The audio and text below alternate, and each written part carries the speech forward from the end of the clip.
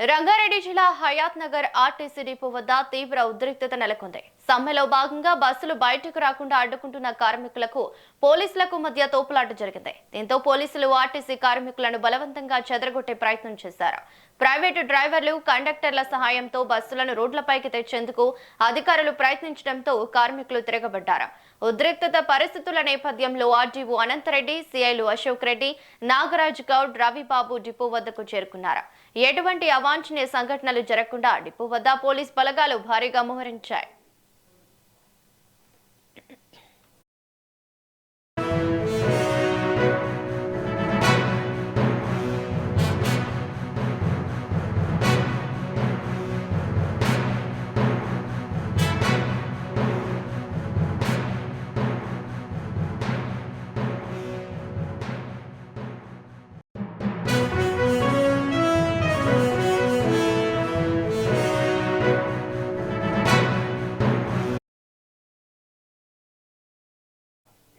రంగారెడ్డి జిల్లా Hayat Nagar RTC depot వద్ద తీవ్ర ఉద్రిక్తత నెలకొంది. సమ్మెలో భాగంగా బస్సులు బయటకు రాకుండా అడ్డుకుంటున్న కార్మికులకు పోలీసులకు మధ్య తోపులాట జరిగింది. దీంతో పోలీసులు ఆర్టీసీ కార్మికులను బలవంతంగా చెదరగొట్టే ప్రయత్నం చేశారు. ప్రైవేట్ డ్రైవర్లు, కండక్టర్ల సహాయంతో బస్సులను రోడ్లపైకి తెచ్చేందుకు అధికారులు ప్రయత్నించడంతో కార్మికులు తిరగబడ్డారు. ఉద్రిక్తత పరిస్థితుల నేపథ్యంలో ఆర్డీఓ అనంతరెడ్డి, సిఐలు అశోక్ రెడ్డి, నాగరాజ్ గౌడ్, రవిబాబు డిపో వద్దకు చేరుకున్నారు. ఎటువంటి అవాంఛనీయ సంఘటనలు జరగకుండా డిపో వద్ద పోలీస్ బలగాలు భారీగా మోహరించాయి. ఇక ఇదే అంశానికి సంబంధించిన తాజా సమాచారం మా బ్యూరో చీఫ్ శేఖర్ అందిస్తారు. Shekhar, over to you.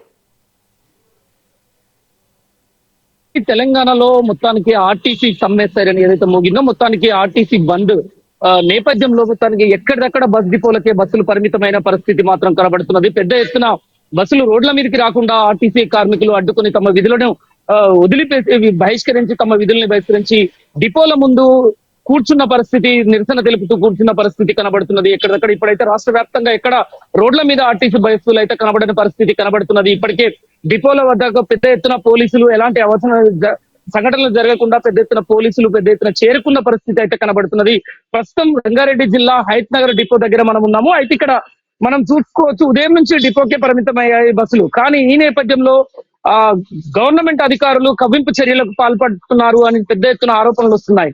ఇంతకు ముందే మీరు విజువల్స్ లో చూసుకోవచ్చు, ఆర్డీఓ అనంతరెడ్డి ఇక్కడికి చేరుకున్నారు, అలానే ఎంఆర్ఓ జానకి చేరుకున్నారు, ఏసీపీ కాశిరెడ్డి, ఉన్నతాధికారులు పోలీసులు, అలానే లోకల్ సిఐలు పెద్ద ఎత్తున పోలీసులు ఇక్కడికి చేరుకున్న పరిస్థితి కనబడుతున్నది. మొత్తానికి ఆర్టీసీ డిపో, ఆర్టీసీ కార్మికులు మాత్రం ప్రభుత్వం కవ్వింపు చర్యలకు పాల్పడుతుంది అంటూ బంద్కు ఏదైతే సమ్మెకు దిగిన నేపథ్యంలో ఆర్టీసీ బస్సులను బయటకు రాకుండా ఎక్కడొక్కడ నిలువరించే ప్రయత్నంలో మేము నిరసనలో శాంతివంతంగా నిరసన తెలుపుతున్న నేపథ్యంలో ఆర్టీసీ ప్రైవేట్ డ్రైవర్లని, ప్రైవేట్ కండక్టర్లను పెట్టి డిపో నుంచి బస్సుల్ని బలవంతంగా కవ్వింపు చర్యలకు పాల్పడుతూ బయటికి బస్సుల్ని తీసుకొచ్చి రోడ్ల మీద నడిపించే ప్రయత్నం ప్రభుత్వం చేస్తుంది అంటూ దీనికి స్వయంగా ఆర్డీఓ ఇక్కడే ఉండడం, అనంతరెడ్డి ఇక్కడే ఉండడం, ఎంఆర్ఓ ఇక్కడే ఉండడం, సిఐలు, పోలీసులు అత్యుత్సాహంతో కవ్వింపు చర్యలకు పాల్పడుతూ ఆ ఆర్టీసీ బస్సుల్ని డిపోల నుంచి బలవంతంగా బయటికి తీసుకొచ్చి నడిపించేలా చర్యలు చేస్తున్న నేపథ్యంలో ఆ బస్సుల్ని బయటకు తీసుకొచ్చే ప్రయత్నంలో పోలీసులకు, ఆర్టీసీ కార్మికులకు మాత్రం ఇప్పుడు మనం విజువల్స్ లో చూస్తున్నట్టుగా తోపులాట జరుగుతున్న పరిస్థితి, ఉద్రిక్తత పరిస్థితి నెలకొన్నది. ఈ నేపథ్యంలో పోలీసులు పెద్ద ఎత్తున పాల్గొని అక్కడ పోలీసు బలగాలు మోహరించి ఆర్టీసీ కార్మికుల్ని అడ్డుకుంటున్న బస్సుల డిపోల కార్మికుల్ని విజువల్స్ చూసుకోవచ్చు. అంటే ఇప్పటికి అరెస్టులు చేసి పోలీస్ స్టేషన్లకు తరలిస్తున్నారు. అడ్డుకుంటున్న ఆర్టీసీ కార్మికుల్ని ఎక్కడక్కడ అరెస్ట్ చేసి తీసుకెళ్తున్న పరిస్థితి మాత్రం మనకు కనబడుతున్నది. అవలి అయితే దీనికి సంబంధించిన డిమాండ్లు ఏదైతే 32 డిమాండ్, ఇంతకు ముందే మంత్రి పొన్నం ప్రభాకర్ కూడా ఒక 29 డిమాండ్ల పైన చర్చిస్తున్నందుకు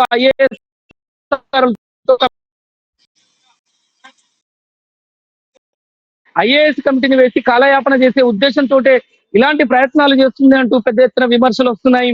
దానికి సంబంధించి ఆర్టీసీకి ఏదైతే డిమాండ్లు ఉన్నాయో, మాకు గత ప్రభుత్వం మాకు ఆర్టీసీకి అన్యాయం చేసిందనే సీఎం రేవంత్ రెడ్డిని అధికారంలోకి తీసుకొచ్చాము. ఇందులో ఎలాంటి రాజకీయాలు లేవు, ఆర్టీసీ వ్యవస్థని ఖచ్చితంగా కాపాడాల్సిన బాధ్యత ఉంది. తను మేనిఫెస్టోలో మెన్షన్ చేసిన ప్రకారంగా ఆ తెలంగాణ ఆర్టీసీకి తను ఏదైతే గవర్నమెంట్ లోకి తీసుకుంటామని హామీ ఇచ్చారో దాని ప్రకారం తెలంగాణ గవర్నమెంట్ ఖచ్చితంగా గవర్నమెంట్ ఎంప్లాయీస్ గా గుర్తించాలి. ఆ ఏదైతే పిఎల్సీ కావచ్చు రిటైర్మెంట్స్ కానీ రిలీజ్ చేయాలని పెద్ద ఎత్తున వాళ్ళు డిమాండ్ చేస్తున్న పరిస్థితి అయితే మనం చూసుకోవచ్చు. కానీ అక్కడక్కడ మాత్రం రాష్ట్ర వ్యాప్తంగా అధికారులు ప్రభుత్వం రంగంలోకి దిగి అధికారుల చేత పోలీసుల చేత అడ్డుకొని బస్సుల్ని బలవంతంగా డిపోల నుంచి బయటికి తీసుకొచ్చి నడిపించే విధంగా ప్రైవేట్ పెట్టి ఇప్పటికే ఆల్టర్నేట్ ప్రత్యామ్నాయంగా 300 బస్సులు ఏర్పాటు చేసినట్టుగా ప్రభుత్వం నడుపుతాం పెట్టి ప్రస్తుతం మహిళలకు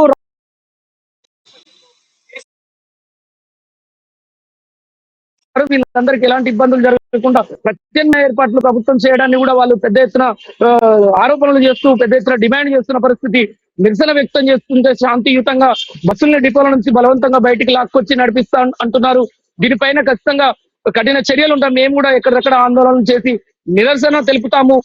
మా సమస్యలు నెరవేరేలాగా ప్రభుత్వం చర్యలు తీసుకునే వరకు ఈ సమ్మెను విరమించేది లేదు అంటూ ఆర్టీసీ కార్మికులు అయితే చెప్తున్న పరిస్థితి. మొత్తానికి రంగారెడ్డి జిల్లా హైట్నగర్ డిపో దగ్గర మాత్రం ఉద్రిక్తత అలానే కొనసాగుతున్నది. పోలీసులకు కార్మికుల మధ్య మాత్రం ఆర్టీసీ కార్మికులకు తోపులాట జరుగుతున్న పరిస్థితి. వాళ్ళు బస్సులు బయటికి తీసుకొచ్చే విధంగా పోలీసులు చర్యలు చేపడుతున్నారు. స్వయంగా ఆర్టీఓ అక్కడ కూర్చున్న పరిస్థితి అయితే కనబడుతున్నది. దాన్ని అడ్డుకునే ప్రయత్నం ఆర్టీసీ కార్మికులు అయితే చేస్తున్న పరిస్థితి కనబడుతున్నది. రవలి అయితే శేఖర్, ఆర్టీసీ కార్మికులు నిన్ననే హెచ్చరించారు ప్రభుత్వాన్ని, ఆర్టీసీని ప్రభుత్వంలో విలీనం చేయకపోతే అర్ధరాత్రి నుంచి సమ్మె మొదలు పెడతామని చెప్పారు. దీనిపై ప్రభుత్వం ఏమైనా స్పందించిందంటారా? అంటే రాత్రి చర్చలు కూడా జరిగాయి రవలి దానికి సంబంధించి. కానీ ఆ చర్చలు విఫలమయ్యాయి. ఆర్టీసీ కార్మికులు ఏదైతే 32 డిమాండ్లు పెట్టారో దానికి ఐఏఎస్ కమిటీ వేసి ఆ కమిటీ ద్వారా తెలుసుకుంటాము, ఖచ్చితంగా మీ సమస్యల్ని పరిష్కరిస్తాము అని చెప్పినప్పటికీ ప్రభుత్వం చెప్పిన ఏదైతే అంటే నాన్చివేత ధోరణి వెంటనే మాకు గతంలో చూసుకోవచ్చు. అప్పుడు పాకిస్తాన్ యుద్ధం అని చెప్పేసి అప్పుడు మా సమ్మెని విరమించేలాగా ప్రభుత్వం చేసింది. మళ్ళీ ఇప్పుడు సమ్మెకు దిగగానే మా సమస్యల పట్ల మా ప్రాబ్లమ్స్ పట్ల సాల్వ్ చేయాలని చెప్పేసి మేము సమ్మెకు దిగుతున్న నేపథ్యంలో ప్రభుత్వం కవింపు చర్యలకు పాల్పడుతున్నది. ఐఏఎస్ అధికారుల కమిటీ ఏదైతే ఉందో దాని వల్ల ప్రొలాంగ్ అవుతుంది, ఎలాంటి మా సమస్యలు తీరవు. వెంటనే ఆ కమిటీ ఎప్పుడు ఎంత గడువు 4 వారాల గడువు కోరడంతో మా సమస్యల్ని డైల్యూట్ చేయడానికే పక్కదారి పట్టించడానికే ప్రభుత్వం ఇలా వ్యవహరిస్తుందనే అనుమానాలతో వాళ్ళు ఈ ప్రభుత్వంతో చర్చలు మాత్రం మొత్తానికి విఫలమైన పరిస్థితి రాత్రి చూసాం. అర్ధరాత్రి నుంచే ఆర్టీసీ సమ్మె సైరన్ మోగింది. దాంతో మొత్తానికి ఎక్కడెక్కడ రాష్ట్ర వ్యాప్తంగా డిపోలకే పరిమితమైన పరిస్థితి బస్సులు. కానీ ప్రభుత్వం కూడా ప్రజలకు ఇబ్బంది అవుతుందని చెప్పేసి ఆర్టీసీ ఇప్పుడిప్పుడే కోలుకుంటున్న నేపథ్యంలో మహాలక్ష్మి లాంటి పథకంతో బాగా ఒత్తిడికి గురవుతున్నామని ఆర్టికల్ చెప్తున్నారు. కానీ ఈ రోజు బస్సులు ఎక్కడెక్కడ సమ్మె ఉండడంతో ఆ ప్రైవేట్ డ్రైవర్లని బస్సు కండక్టర్లను బట్టి బస్సులు తిప్పడానికి ప్రయత్నం చేస్తుందని ఏదైతే ప్రయత్నం చేస్తుంది. అయితే ఈ నేపథ్యంలో మరొకసారి కూడా ప్రభుత్వం చర్చలు జరపడానికి సానుకూలంగా ఉంది అంటూ ఇంతకు ముందే మంత్రి పొన్నం ప్రభాకర్ కూడా తను కోరిన పరిస్థితి. నాగిరెడ్డి ఆర్టీసీ ఎండి నాగిరెడ్డి కూడా చర్చలకు సానుకూలంగా ఉన్నాము, మీ ఆర్టీసీ ఎంప్లాయీస్ సమస్యలు ఖచ్చితంగా పరిష్కరిస్తాము, దానికి సంబంధించిన పెండింగ్ బకాయిలు కావచ్చు 30% పే స్కేల్ కావచ్చు ప్రతి ఒక్క అంశాలపైన పరిశీలిస్తాము, మీ సమస్యల్ని ఖచ్చితంగా ఈ ఐఏఎస్ ల కమిటీ క్లియర్ చేస్తుందని చెప్పినప్పటికీ మరి ఆర్టీసీ కార్మికులు ఈ రోజు చర్చలకు వెళ్తారా లేదా అనేది మాత్రం తెలుస్తున్నది. ఇప్పుడైతే ప్రస్తుతం రాష్ట్ర వ్యాప్తంగా మాత్రం సమ్మె కొనసాగుతున్న పరిస్థితి తీవ్రంగా కనబడుతున్నది. రావాలి. Okay right, thank you Shekhar.